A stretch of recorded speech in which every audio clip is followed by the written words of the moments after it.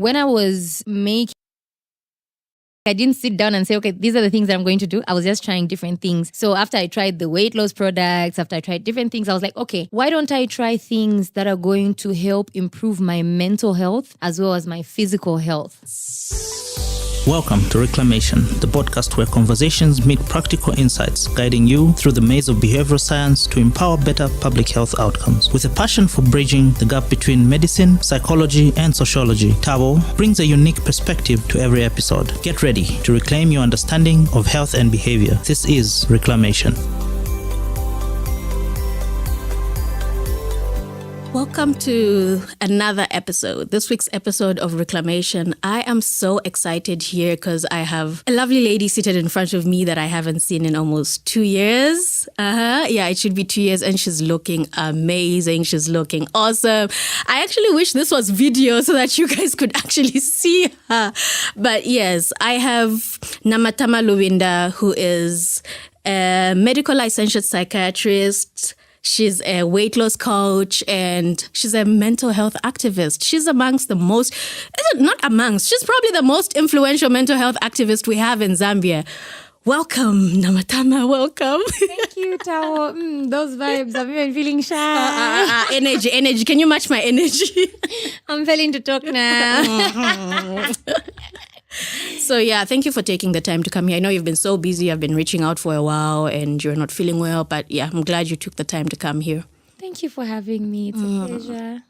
So you've been doing so well. Your body's looking good. Thank you. Yeah, so tell us about that.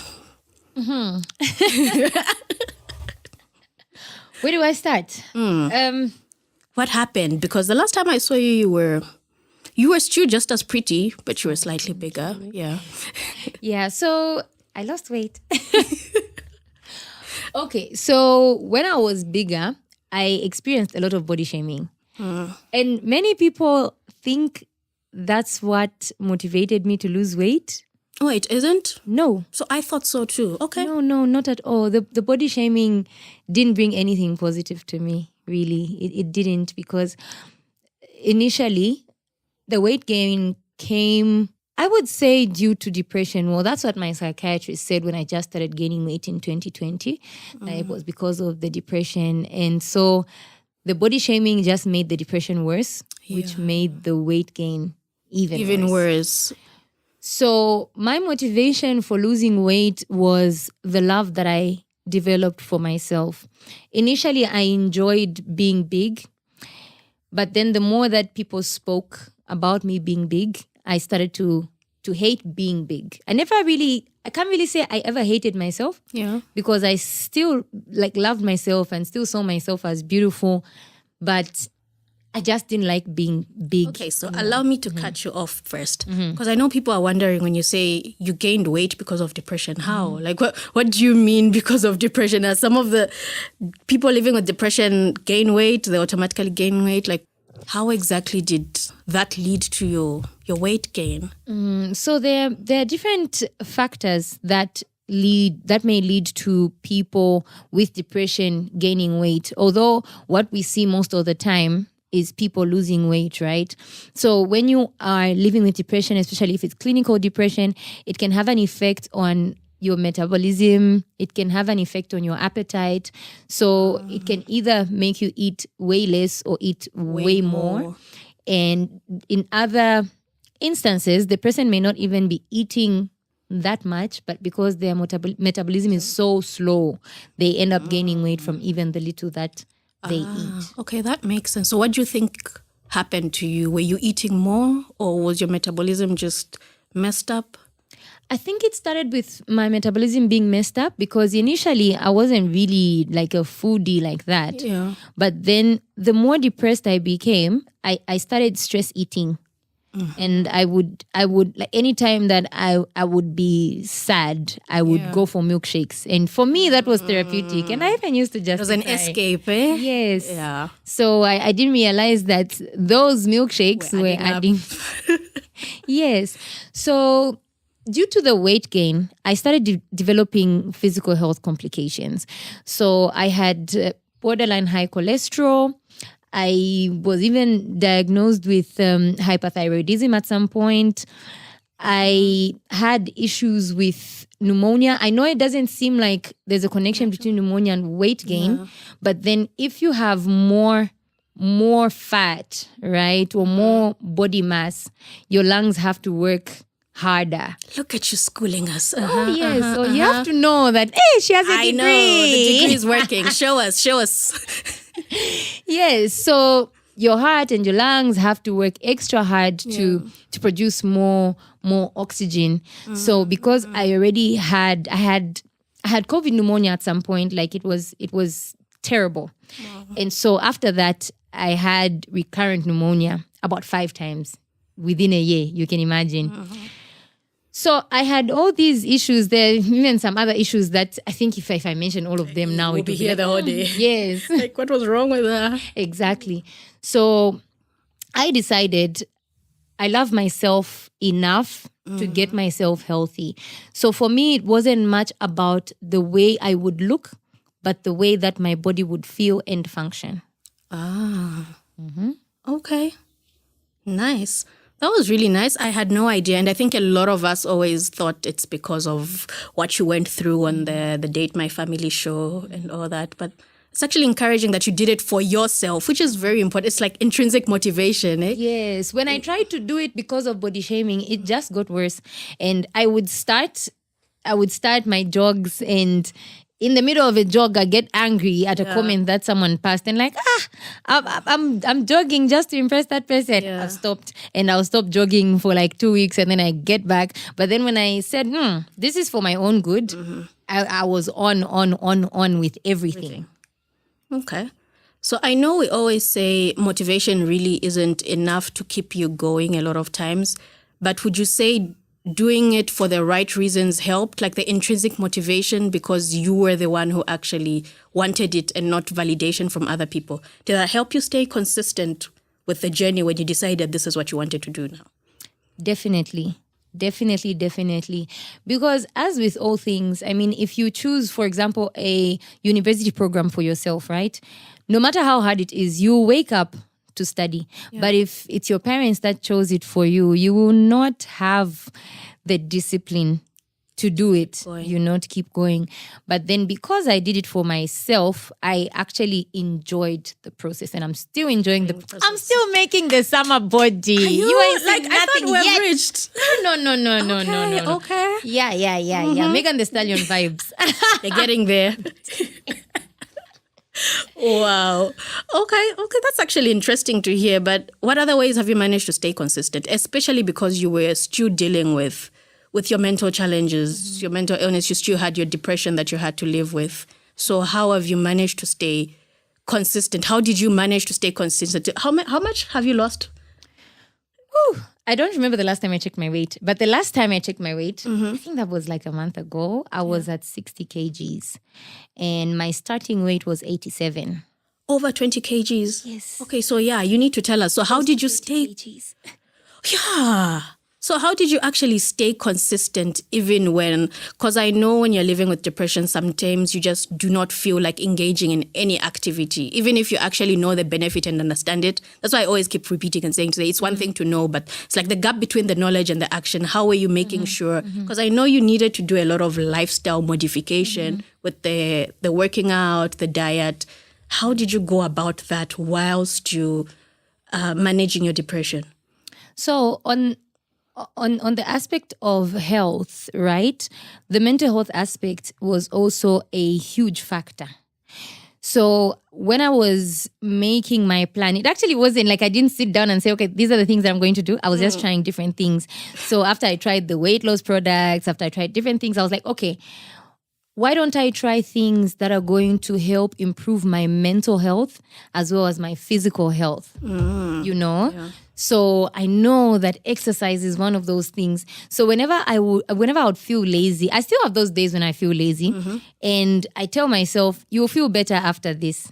A jog a day keeps the depression away. Like the hardest part about anything is starting. So I always just get myself to start. And even when I skip, because I'm human, we are bound to fall short of the glory of of God and ourselves anyway. So even on the days when I don't necessarily do what I'm supposed to do, I do a mini version of it. So if I was supposed to, say, jog for 30 minutes, I skip rope for 5 minutes so that I still feel so it's an alternative. At least you didn't do nothing. Yes. And so my body also has registered that, okay, she's exercised. That dopamine has spiked. Yeah. And yay, hooray, Tama. Yeah. Nice. And also on the aspect of food, because that's something that I've also really used to help with my weight loss and getting more fit. Because I live alone, it's easy. I just decided to get rid of everything that wasn't good for me and just started buying more of what's good for me. So I'd buy like vegetables in excess so that I'm forced to actually cook them vegetables. Because it's the only thing you have in the house. Yes. Okay. Then what about for us who are not living alone and you have family? How would you advise us to go about that? Because that was at least, it was helping you. But then for other people who are living around people and they are having all this carbs and fatty foods and all that, like, have you thought about that? Like, what ways would you? Yes. So my weight loss program is actually tailored to Zambian lifestyle, Zambian diet. So it comes with a meal plan that includes food like nshima, your everyday food, right? The only difference is the way the food is portioned.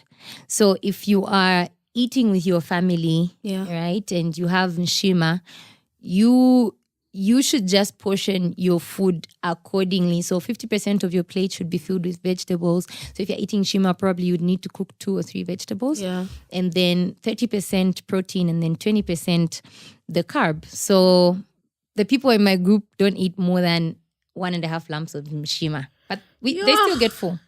Okay. With the veggies. Okay. You should try it. I will. Especially if it's roller meal. Roller ikutisa. Oh, yeah. I have no problem with roller, so yeah. Oh, wow. Okay. So we're not getting rid of the shima because I see a lot of diet plans whereby you cut the carbs completely and... So we don't really get rid of anything. The only thing I can say that we probably get rid of is sugar, but that's also optional. You can just reduce your sugar intake to, negligible amounts. Yeah. But we don't really get rid of anything. Carbs are also important. When you take out carbs, then you're causing imbalance to the body. And also, Zambians eat nshima almost every day, right? So if I'm to put them on a plan that excludes nshima, it's going to be you're setting them up for failure. Yes. And also, when they are done with the 6-week program, they'll go back to eating nshima and gain weight even more. So if I can just teach them how to eat what they already love. So it's also about making it sustainable for their clients and for yourself as well. Yes. Okay.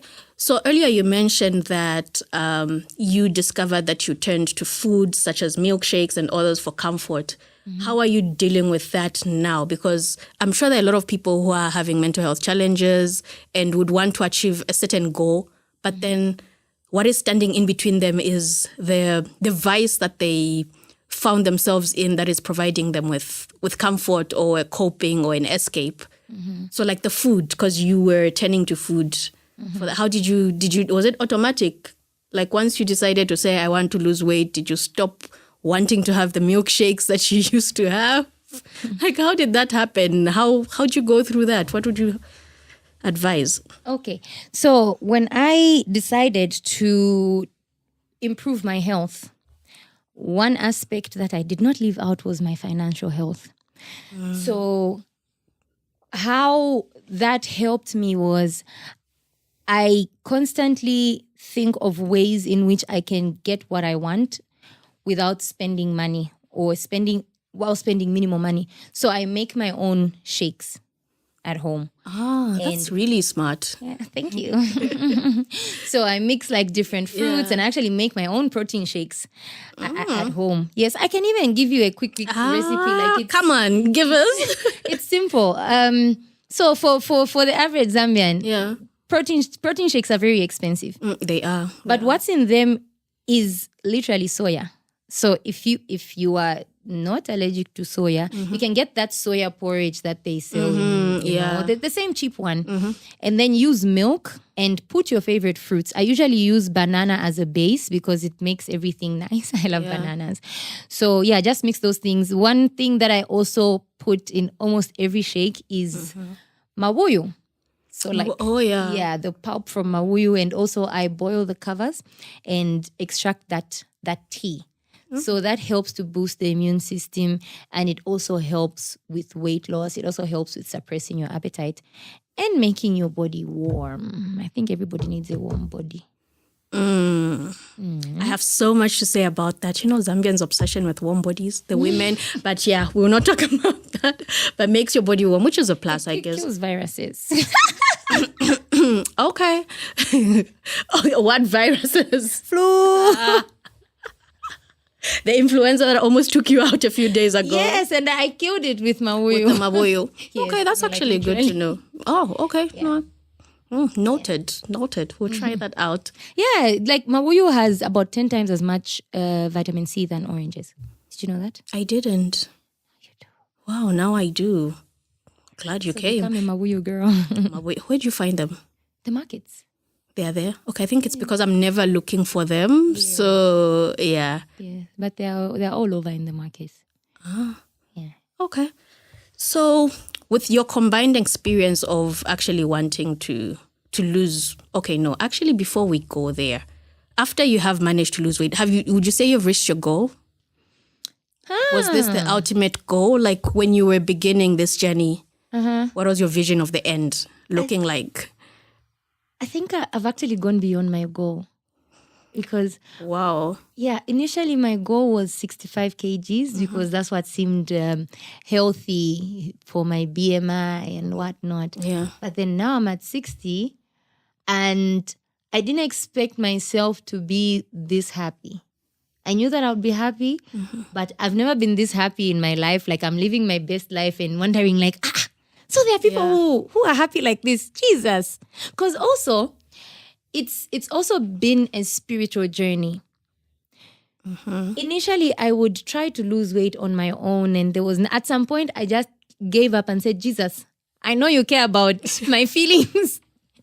So please help me to get healthy. I know that, you are Jehovah Rapha. You are the healer. So even when I feel like I can't do it, please, you help me do it, So through this journey, I've also really gotten closer to God, especially because most of the people around me were body shamers. Like even the people that I thought I could run to were just not there. So it was an issue of, okay, it's just me and God, because even when I would say, guys, you see me next year, you won't be able to touch me. So, Paul be like, now, but they're the same ones who are now, green, can I take you out for lunch? No, I am on a weight loss program. Yeah, speaking of that, how do you navigate that? Because it's easy when you have control over your environment at home, but then like dates, how are you making your orders of food? Because these are things that are around us and you've set a goal that you want to do this. At home, it's all good because you're in control. But then there are times where you go out, maybe you even visit another town for a weekend or the whole week. And how do you go about that when you're forced to actually have to order food and not be the one to prepare it? It all goes down to portioning. So if I go to a restaurant, I'll order a huge salad and a normal meal on the side. So because I know I can't tell them, give me half of the chicken and stuff. So I just portion it like that. So usually for me, one meal turns out to be 2 meals because of the portion of the salad. By the time I'm getting to the other things, I'm already kind of full. Nice. That's actually interesting to hear because I remember someone saying like expensive and fancy hotels, when they have buffets, they usually start with the salads deliberately as compared to the cheaper places which would start with the actual carbs and the proteins. So it's like they start with the salads as you're going to serve. I don't know if you've observed it.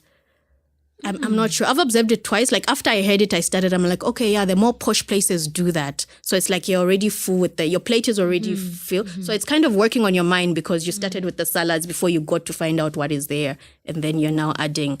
So yeah, I guess that kind of helps in a way. So, and it's almost in line with what you are saying of having the bigger salads. I'll be more observant now. You should. Interesting. Maybe they lied to me, but It's possible. it's possible, right? Yeah. I observed it twice. I was like, oh, interesting to note. They're expensive people. They can pay the psychologist. Exactly. Yeah, like how do we go about, I guess it also saves money for them because salads are cheaper than, right? Yeah. Than meat. Yeah, salads are cheaper than meat. So it's a win for them in the from the business point of view. I think I should open a restaurant. You have so many. You get an idea every single time people have conversation with you. Yes. It is. So looking at how you've been able to do your weight loss as a coach, you've managed to actually lose weight. You said you've gone you've gone beyond what you actually envisioned. And I'm wondering, have you learned anything during this process that helps you with staying consistent in other avenues, other ways of your life besides just the actual weight loss journey or the dieting and the exercise? Are there other ways that what you have learned you've been able to apply in your many other hats you wear? I know you wear so many hats. You are a counselor. So the consistency. I'm wondering if there are any transferable skills or insights you've gotten.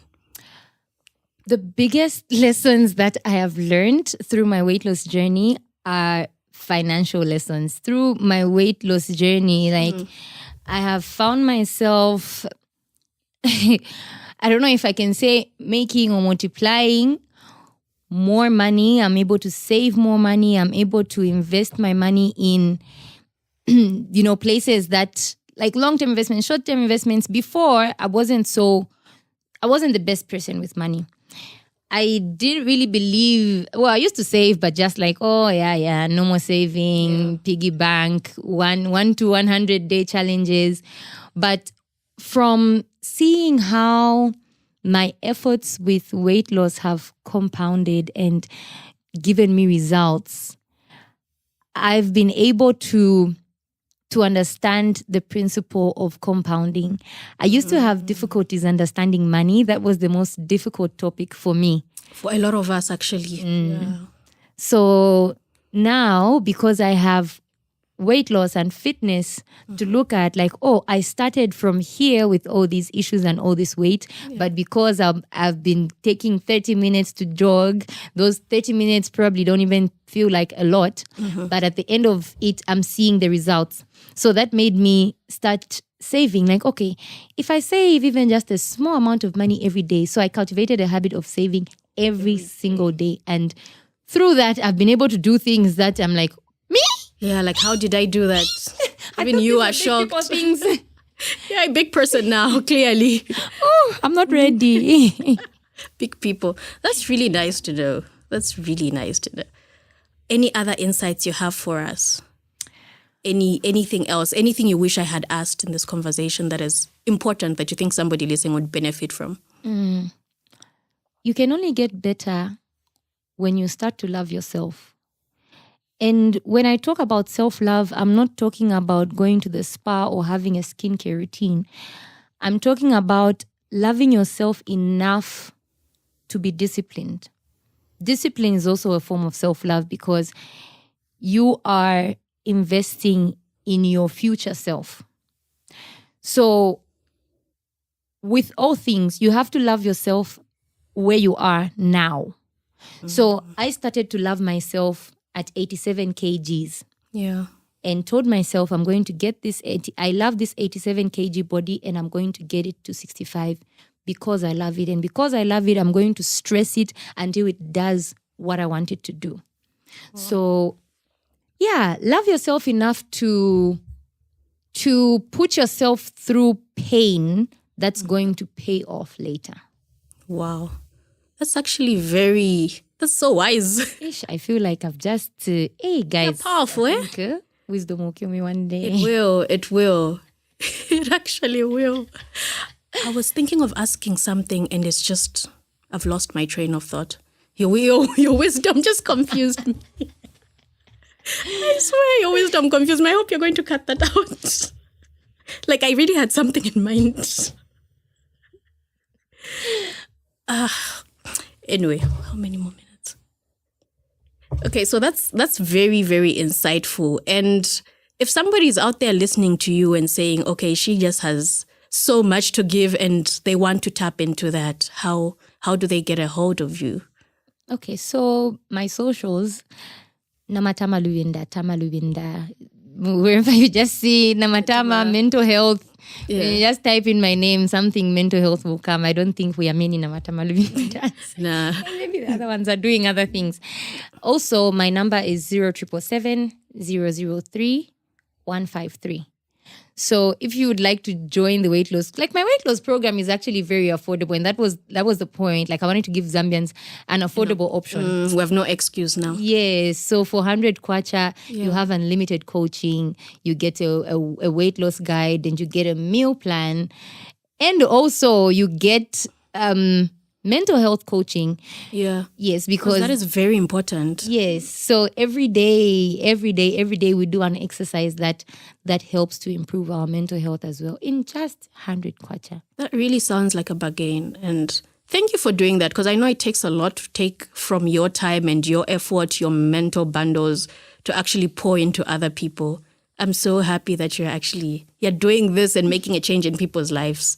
Thank you. Yeah. Thank you so much for having spared the time to come here. Thank you so much. I really appreciate it. So yeah, that was Namatama Luvinda. Shared so much information on how she's able to stay consistent in her weight loss journey, how she's able to portion her foods in order to achieve the goals that she actually wants to do.